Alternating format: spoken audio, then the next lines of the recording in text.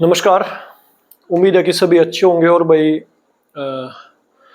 PGT की exam की date आ चुकी है तो आपकी तैयारी जो है ठीक ठाक चल रही होगी।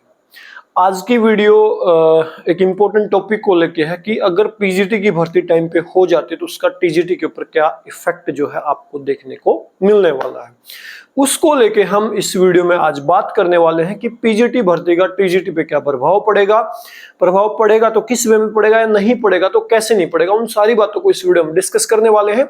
इसके अलावा कुछ एक और जो भ्रांतियां जो है चल रही है मार्केट में, जब तक रिजल्ट नहीं आएगा वो चलेगी। और मेरी तरफ से टीजीटी के ऊपर ये लास्ट वीडियो है इंफॉर्मेटिव। इसके बाद Haryana TGT physical education teacher की भर्ती पे हम बात नहीं करेंगे। और उम्मीद है कि मैं जो भी इंफॉर्मेशन दूंगा उसको आप जो है ध्यान से सुनेंगे। अगर सुनने के बाद आपको वो रिलायबल नहीं लगती है देन इग्नोर इट। और मैं उम्मीद करूंगा कि एक पॉजिटिविटी के साथ आप सुनेंगे और दुआ ये करेंगे अगर आपको वो बात हजम नहीं हो तो कि मैं गलत साबित हो जाऊं। नो इशू, गलत और ठीक कोई भी हो सकता है, लेकिन जो ऑथेंटिक चीजें होती हैं वो आपके साथ शेयर की जाएंगी। उम्मीद है कि आप उनको एक्सेप्ट करेंगे, नहीं करेंगे एज यू विश।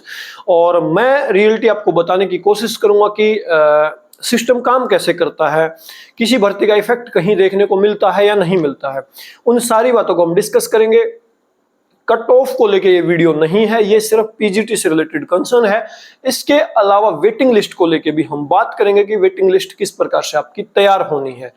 तो वीडियो को डिटेल में शुरू करते हैं। उससे पहले हमेशा की तरह रिक्वेस्ट की चैनल पे पहली बार विजिट करें तो चैनल को सब्सक्राइब करके बेल आइकन का प्रेस कर सकते हैं, क्योंकि यहाँ पे फिजिकल एजुकेशन से रिलेटेड वीडियो आपको देखने को मिलती रहती है और इन्फॉर्मेटिव वीडियो आपको लगातार जो है मिलती रहती है।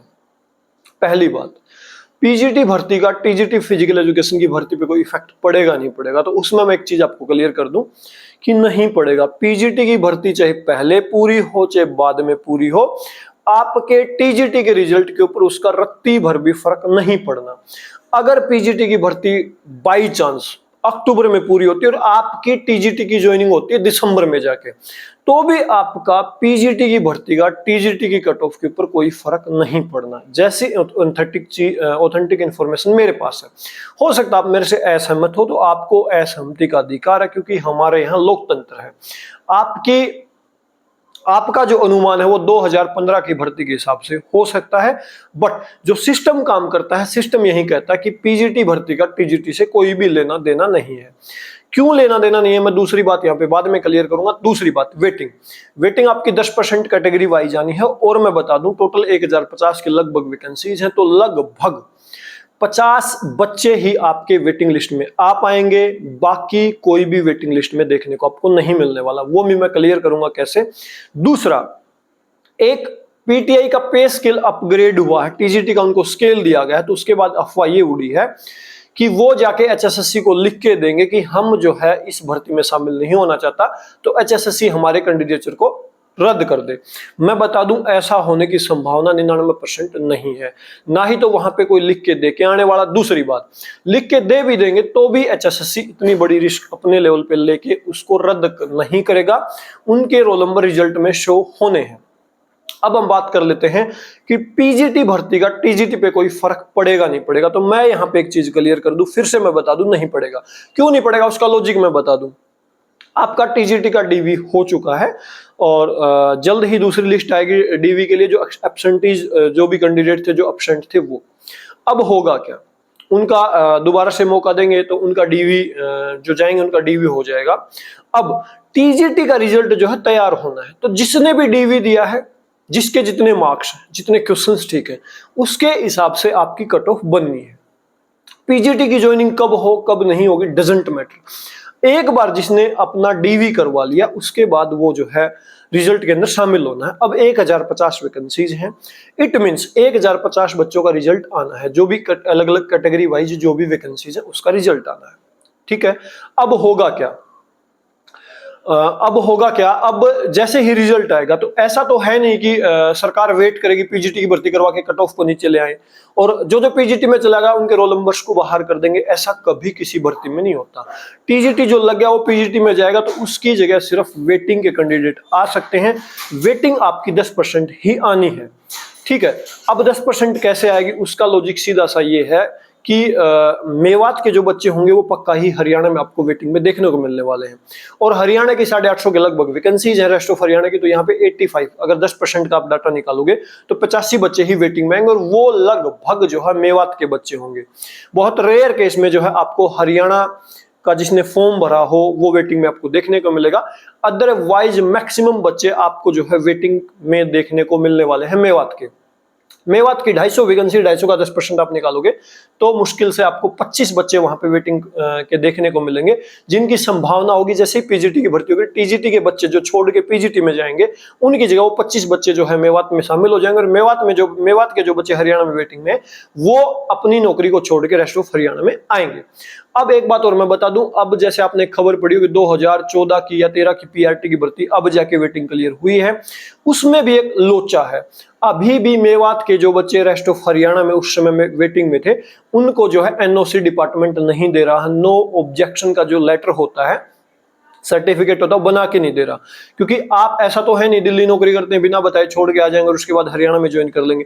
अगर सेम डिपार्टमेंट में आपको दूसरी जगह ज्वाइन करना तो एनओसी की जरूरत पड़ती, तो वहां पे भी जो है एनओसी वो नहीं दे रहे, तो उनका भी मामला फंसा हुआ है। तो आप मेवात को जब ज्वाइन करो और हरियाणा की वेटिंग में हो तो थोड़े से अवेयर रहें, क्योंकि आपका भी एनओसी का मामला फंस सकता है उस भर्ती में जो मामला चला हुआ है।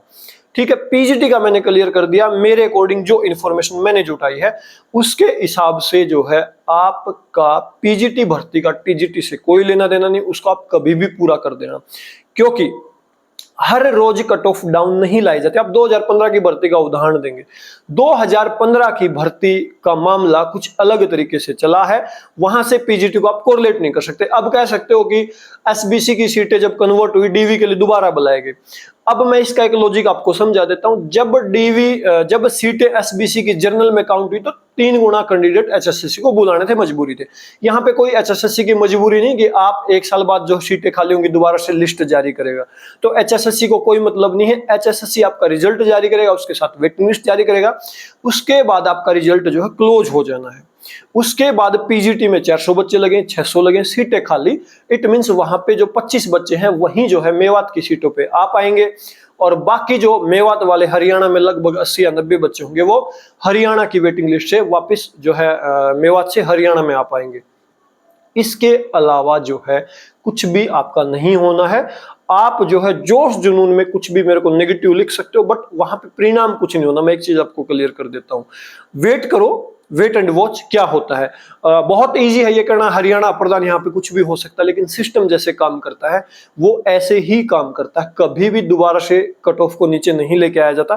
पहले बहुत सारी भर्तियां हुई हैं, आपने देखी होगी, कोई हरियाणा पुलिस में लगा, कोई लड़क, तो लोगों ने नौकरियां बदली हैं, लेकिन कभी भी नौकरी बदलने के बाद वेटिंग के अलावा किसी को ऊपर नहीं लाया गया। ठीक है ना, तो ये कंसर्न है। और वेटिंग का मैं बता दूं आपको, 1 साल का रूल है।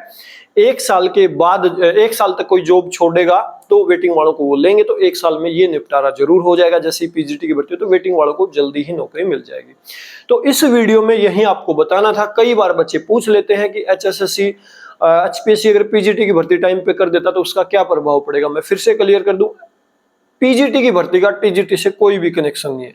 सिर्फ वेटिंग वाले जो 25 बच्चे जो मैंने लॉजिक बताया, वो लॉजिक आपको समझ आया तो ठीक, नहीं आया तो भी कोई बड़ा इशू नहीं है। लेकिन मेरा यहाँ पे करते हुए बनता है कि मैं आपको ऑथेंटिक चीज बता पाऊं। होने को कुछ भी हो सकता है, आप जो है कोर्ट केस में फंसा सकते हैं, कुछ भी कर सकते हैं, बट परिणाम कुछ नहीं होना।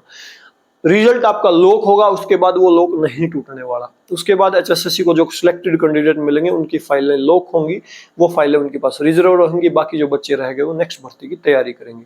सिस्टम ऐसे ही काम करता है और सिस्टम पे आपको जो है ट्रस्ट करना पड़ेगा, ना करें एज यू विश। तो ये इंफॉर्मेशन आपको इस वीडियो में देनी थी। उम्मीद करता हूं कि आपको दी गई मेरी इंफॉर्मेशन समझ आई होगी। नहीं आई होगी तो हम रिजल्ट का वेट करते हैं। 15 सितंबर तक आपके रिजल्ट आने की संभावना मेरे को अब भी लगती है। बाकी लेट्स सी व्हाट हैपेंस, क्या होता है जब रिजल्ट आते हैं। आप और हम दोनों वेट करते हैं। और मैं एक रिक्वेस्ट और करूंगा कि आप किसी की बातों से सहमत नहीं है तो प्लीज उसको जो है रिस्पेक्ट देना सीखिए। आपके वैचारिक मतभेद हो सकते हैं, मनों का भेद मत कीजिए।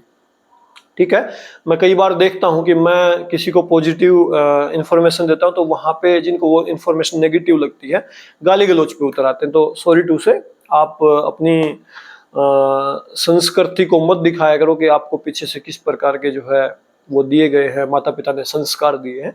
जॉब बड़ा इशू नहीं, आप आज नहीं तो कल लग जाएंगे, बट आपके शब्द जो है यहीं रह जाएंगे आई थिंक।